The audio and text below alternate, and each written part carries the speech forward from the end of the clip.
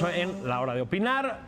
Vamos a hablar de dos temas que de alguna manera se vinculan. Uno es el incendio del lunes pasado en la Catedral de Notre Dame, ¿no? Saben, ese horror, su significado para Francia, su significado para Europa, lo que estuvimos a punto de perder, lo que de hecho perdimos, en fin, hay muchos temas.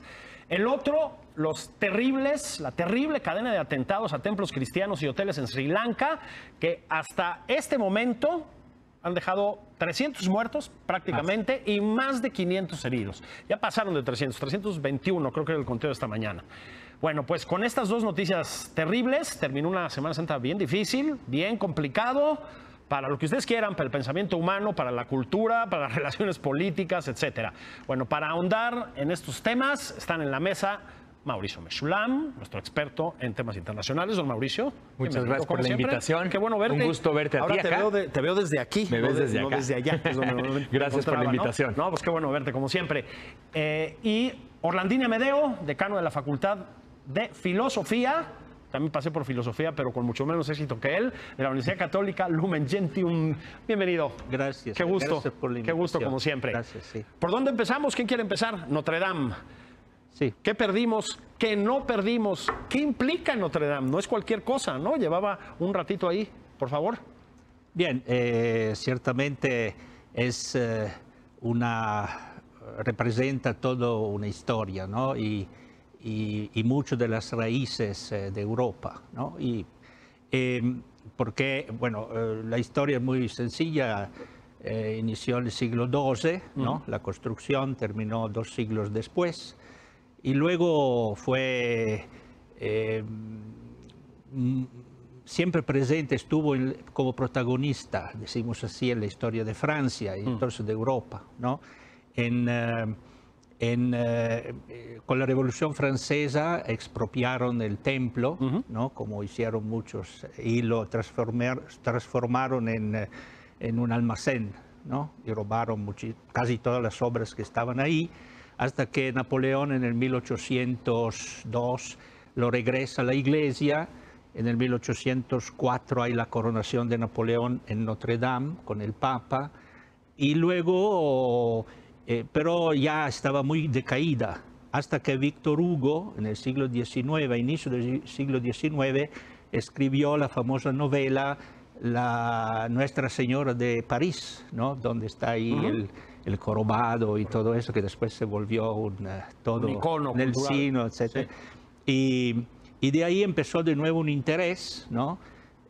A finales del siglo XIX hubo un intento de la Comuna de París, que duró poco, de incendiar la catedral, en realidad, pero no progresó. Y entonces, como digo, ahí hay las reliquias de San Luis, el rey de Francia. Entonces, de alguna manera, es un ícono, ¿no? De toda una historia, no solo francesa, sino europea.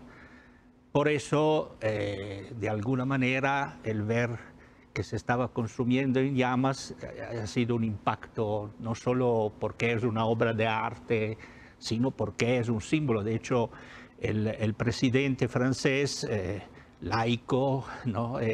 Dice que cuando veía las imágenes veía como si se quemara una parte de él, ¿no? Una parte de nosotros, ¿no? Porque está incrustada en eso.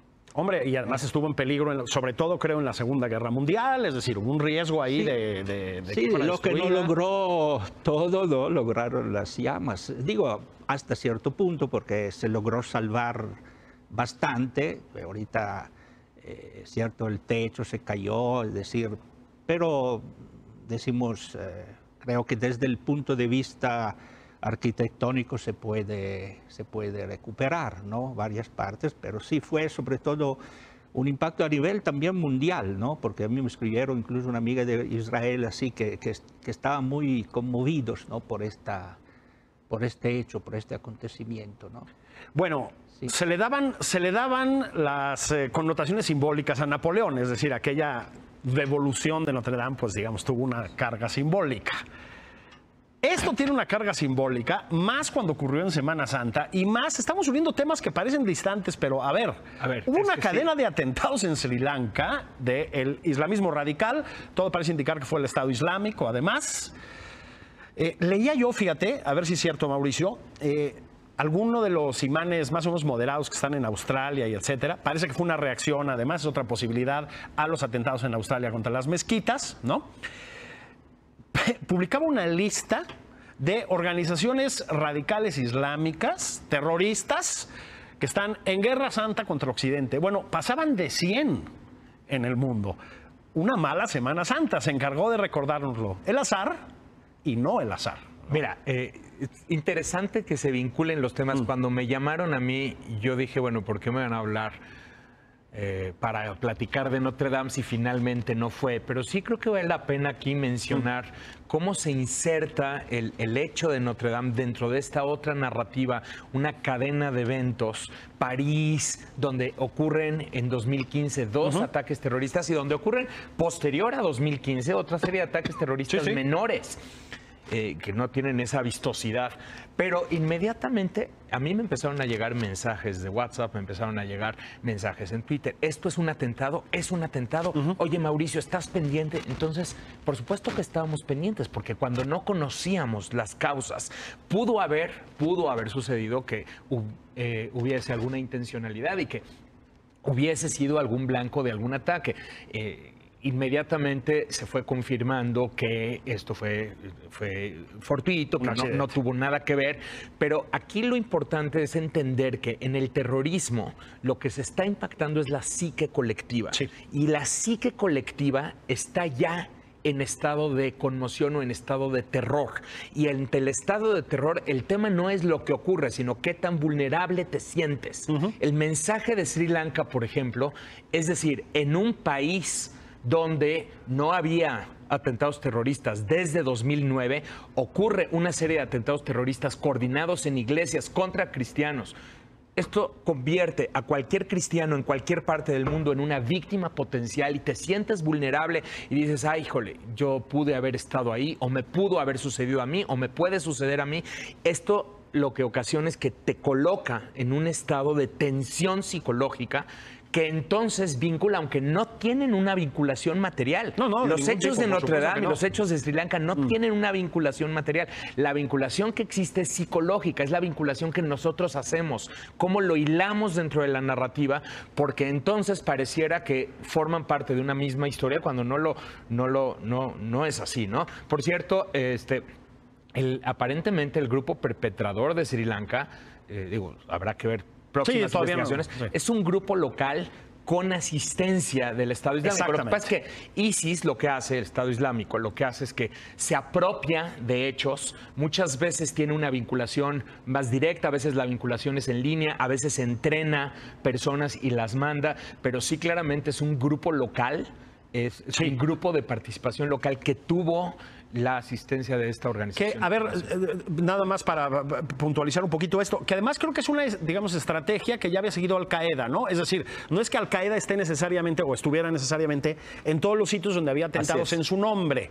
Es decir, funcionaba un poco como franquicia. Como franquicia. Funcionan como franquicia, o sea, tienen un centro operativo. En el caso de Al Qaeda está en Pakistán, en el caso de ISIS está Siria e Irak. De ahí tienen una serie de filiales que son grupos mayores, el Sinaí, por ejemplo, Nigeria, el caso de ISIS, ¿no? Y luego tienen células menores y luego tienen individuos que no tienen ninguna liga material con la organización, pero que actúan en su nombre. Claro. Son los lobos solitarios. Entonces, pero ISIS se los adjudica a todos. Entonces, los sube a su portal de noticias y entonces muchas veces lo que hay que hacer es estudiar realmente hasta dónde estuvo el involucramiento. Y dices, aquí, por el grado de sofisticación, por el nivel de los atentados cometidos, son 8 atentados simultáneos en distintas partes del país.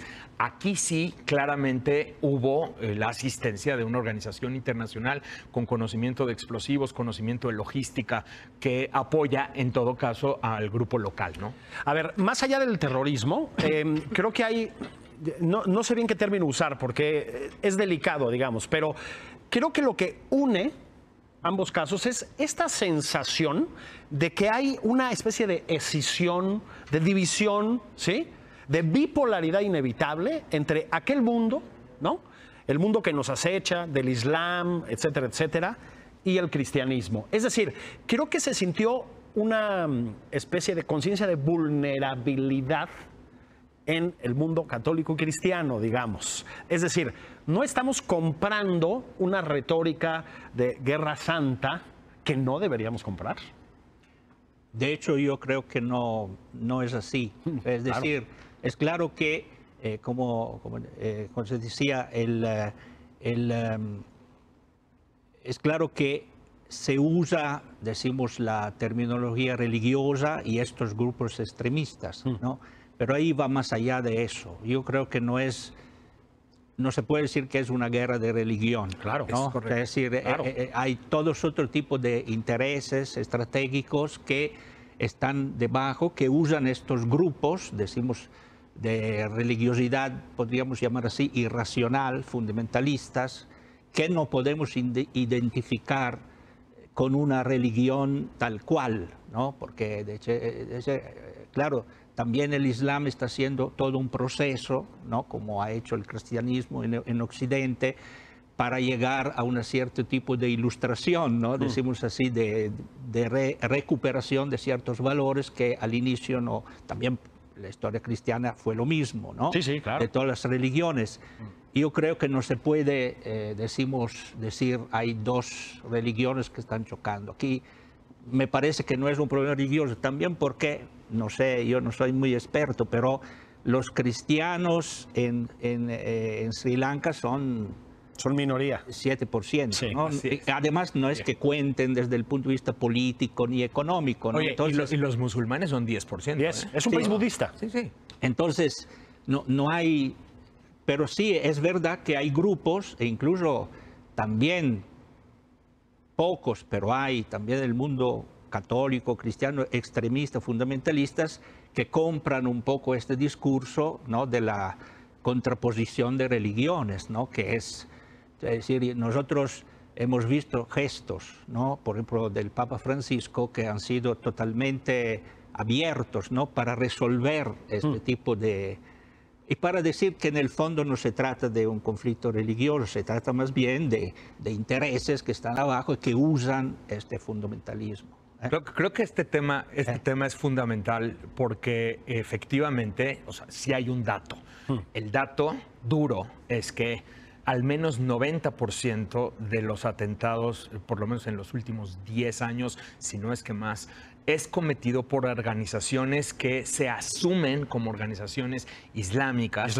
Y que tienen determinada interpretación del Islam. ¿Dijiste 90%? Sí. Sí, por lo menos 90%, digo, habría que checar los datos exactos, pero por lo menos por 90%. Ahí. Sin embargo, déjame darte este otro dato, dato duro que no todo el mundo conoce. Dentro de ese mismo periodo, al menos 80% de quienes mueren, 80% de quienes mueren son de religión musulmana. O sea, en todo caso, lo que pasa es que ponemos mucho el énfasis en los atentados cometidos en Occidente, en París o contra cristianos, etcétera. Pero tal vez un reflejo de las Torres Gemelas y el Pentágono. Una gran cantidad de muertos en países como Irak, como Siria, como Afganistán, que son sitios en donde la mayor cantidad de atentados son cometidos, son musulmanes. Lo que pasa es que son musulmanes quienes no necesariamente interpretan el Islam del mismo modo que el grupo perpetrador. Muchas veces son musulmanes chiitas o muchas veces son musulmanes sunitas, pero que no tienen la visión radical del Islam que tienen los grupos perpetradores. Entonces, de entrada, plantearlo como un conflicto entre dos religiones o entre el Islam contra todos los demás, materialmente no se verifica. No se sostiene. No se sostiene de entrada.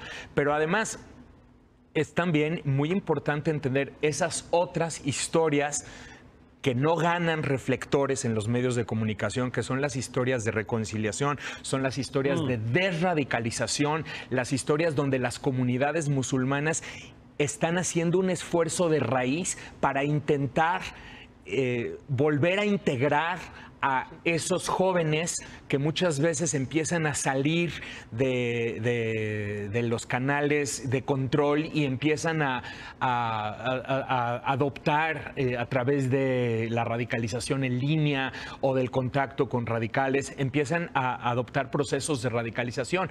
Y estas labores están siendo llevadas a cabo por comunidades musulmanas en todas partes del planeta.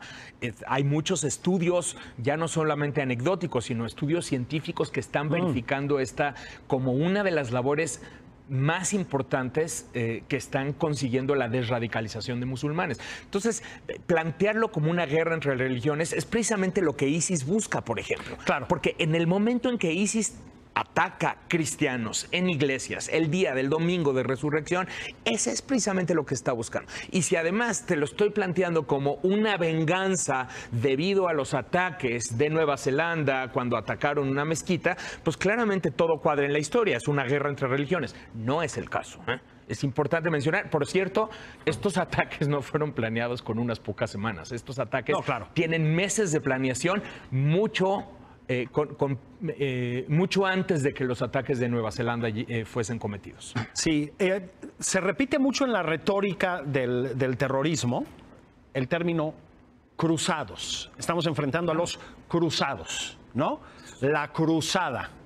Bueno, la cruzada fue eso, pero a lo mejor lo que estamos haciendo es efectivamente darles una especie de victoria retórica a los terroristas. No hay una cruzada, no hay una guerra de las cruzadas aquí, ¿no? No, también porque, como siempre, la descontextualización histórica es fatal, ¿no? Es decir, las cruzadas fueron en un determinado tiempo, había una determinada mentalidad, había intereses diferentes, estratégicos y lo que quiere. Ahorita esto ya, decimos, se superó, al menos por parte de Occidente o del cristiano. Bueno, de Occidente no sé, es decir, ahorita hay otros tipos de cruzadas que son económicas y son más sofisticadas y penetran mucho más que las cruzadas religiosas, ¿no? Yo no creo que hoy no hay ninguna cruzada, al menos por parte de Occidente, en este sentido decimos religioso, pero sí se usa como siempre en todos estos casos, el uso del lenguaje, ¿no? Es fundamental, ¿no? Entonces, usar este lenguaje de cruzadas, uno remite un poco a la guerra de religiones, que insisto, como decía también Mauricio, hoy no es sostenible, ¿no? Incluso desde el punto de vista del Islam moderado, llamamos así, del Islam, ¿no? Que Marruecos y todos estos países, ¿no? Que están intentando, decimos, me parece que no hay que comprar este término. Esta retórica. Aunque, no, me parece sí. Si les parece, vamos a pausa. Okay. Hay varios temas todavía, no tardamos. Ya venimos, estamos en la hora de opinar. Esto es pausita de nada.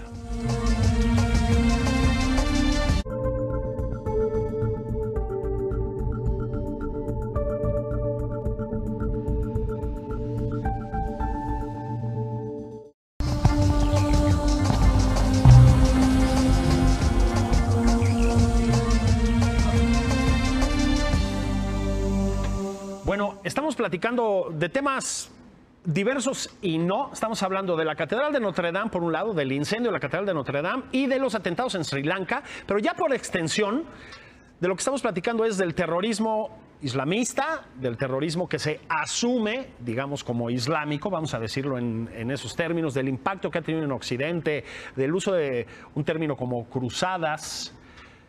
Pero uno se pregunta, Mauricio Meshulam, a ver, ¿cómo se forma un terrorista de esta naturaleza? O sea, ¿cómo llegas a ponerte un chaleco explosivo e inmolarte, como ha estado ocurriendo, y ¿no? Justo lo comentábamos fuera del aire. A ver, primero, importantísimo, el terrorismo es una táctica, no es una meta. El terrorismo es la táctica que, en teoría, acerca al perpetrador a la meta que tiene. La meta, en una interpretación, puede ser obtener un califato global y estarías hablando de una visión radical del Islam, pero la meta puede ser también la muerte de los musulmanes del mundo, por ejemplo, como en el caso del radical supremacista blanco que lleva a cabo los atentados en Nueva Zelanda. Claro, claro. Me explico, o un atacante en la sinagoga de Pittsburgh que dice todos los inmigrantes están perjudicando a Estados Unidos y esta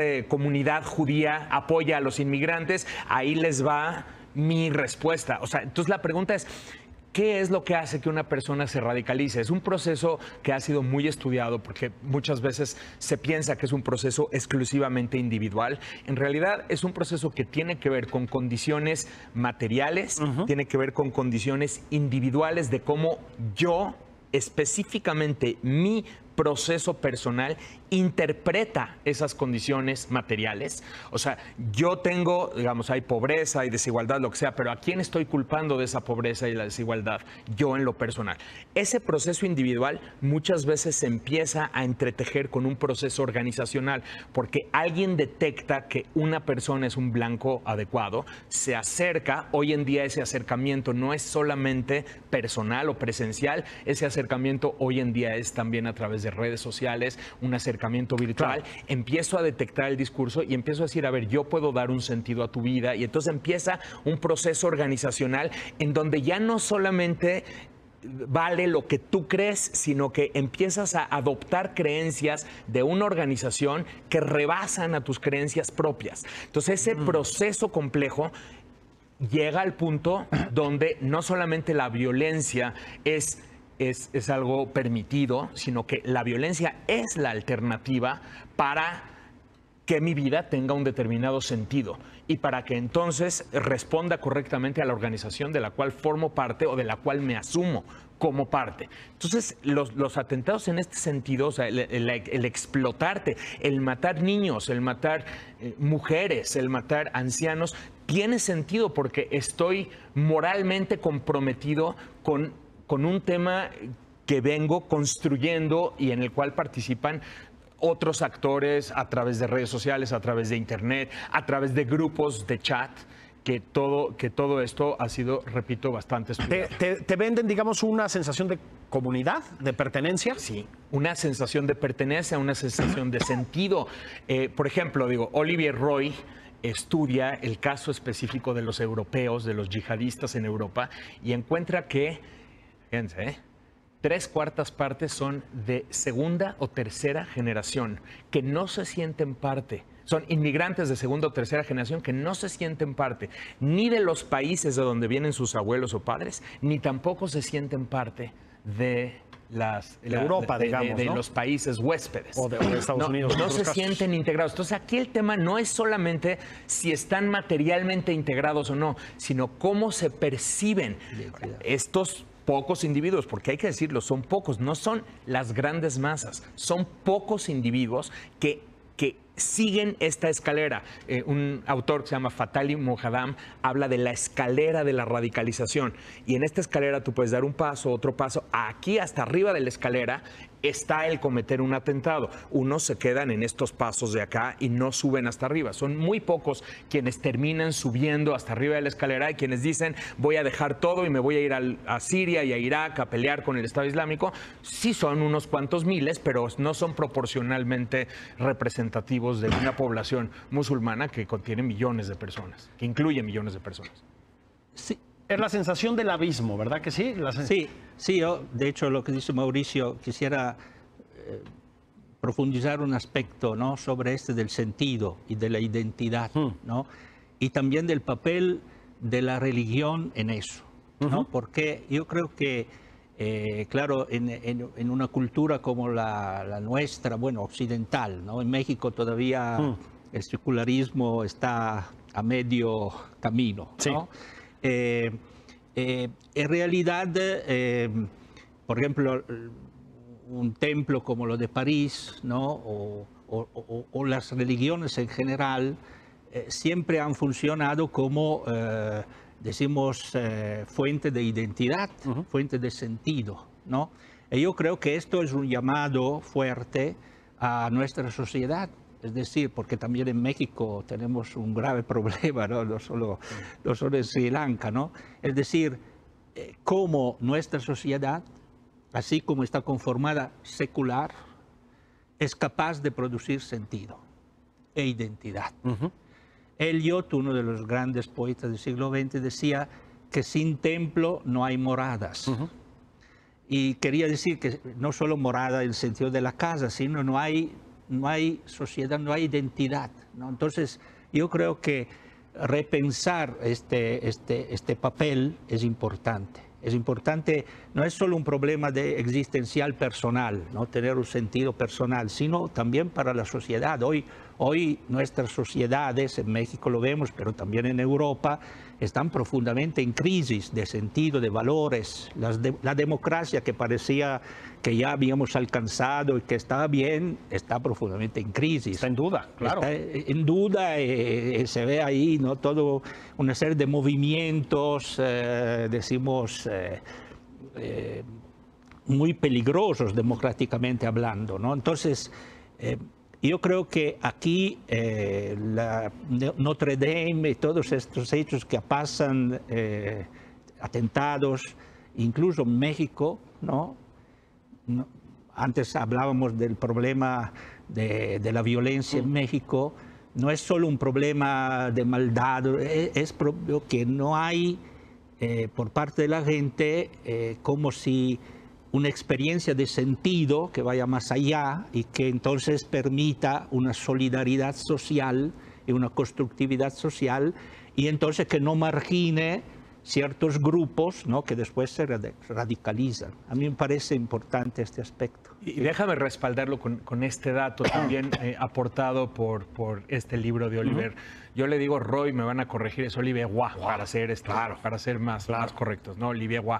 Lo que dice Olivier Roy es que en el estudio, o sea, él se dedica a estudiar las bases de datos y estudiar los perfiles de estos atacantes o de las personas que migraron a Siria, Irak, a sumarse a ISIS en su lucha, y encuentra que una gran mayoría de ellos llevaba vidas seculares, laicas, vidas de jóvenes, fumaban droga, la mitad de ellos tienen delitos criminales tipo menores. Narcomenudeo y así. Exactamente. Sí. Robo de coches. Y cantaban rap. Y en el último año de su proceso, el último año, experimentan una especie de despertar. En este último año se acercan a la mezquita o se acercan en una especie de reencuentro de sentido. Entonces no es gente, no todos, pero sí una mayoría de ellos, no es gente que haya crecido con la religión y que le fue inculcado determinada visión del Islam, sino que son gente que experimenta un reencuentro en una etapa tardía ya de su vida. Son jóvenes, pero en una etapa tardía, me refiero a sus últimos años o su último año. Esto es muy claro, por ejemplo, en los ataques. Tú puedes encontrar esta historia en los atentados cometidos en Barcelona. Si tú estudias el proceso de los jóvenes que cometen estos atentados, vas a encontrar exacto, te dicen, no era religioso, no era, y de pronto el último año empezó a ir mucho a la mezquita. Entonces, es esta búsqueda de sentido que encuentran en una determinada interpretación del Islam. No en el Islam, sino en una interpretación del Islam que para ellos les aporta el sentido que no han encontrado en otras partes. A ver, por eso, pienso yo, tú de pronto escuchas hablar a Donald Trump o tomar medidas a Donald Trump y ¡pah! A una serie de países de mayoría musulmana, ¡fum! Les baja la persiana, lo que alimenta la misma narrativa de lo que estamos hablando ahorita, ¿no? Países de mayoría musulmana, entonces significa que estamos en guerra con los países o estamos en oposición. Vamos a prohibir la entrada, dijo Trump, de todos los musulmanes, así lo dijo en su campaña. Una locura. Prohibir la entrada de todos los musulmanes, en lo que vemos que es lo que está pasando. O sea, como si el problema es el Islam. Y esto es una interpretación problemática porque esto al mismo tiempo alimenta los procesos de radicalización. Esto le da la razón a los grupos radicales quienes dicen, ya ven, no nos quieren integrar. No hay otra alternativa, súmate a nuestras filas. Y por lo tanto los extremos terminan alimentándose. Pues se nos terminó el tiempo. Hijo, nos quedaron un montón de temas por ahí. Gracias, Mauricio. Al contrario, muchas gracias por muchas gracias. Que se repita esta visita, por favor. Ha sido un placer. Yo estoy disponible. Muchísimas gracias. Muchas gracias. Oigan, y muchas gracias a ustedes. Ya les digo, estoy aquí reemplazando a Leo Zuckerman con muchísimo gusto. Les seguimos mañana. De momento, un abrazo.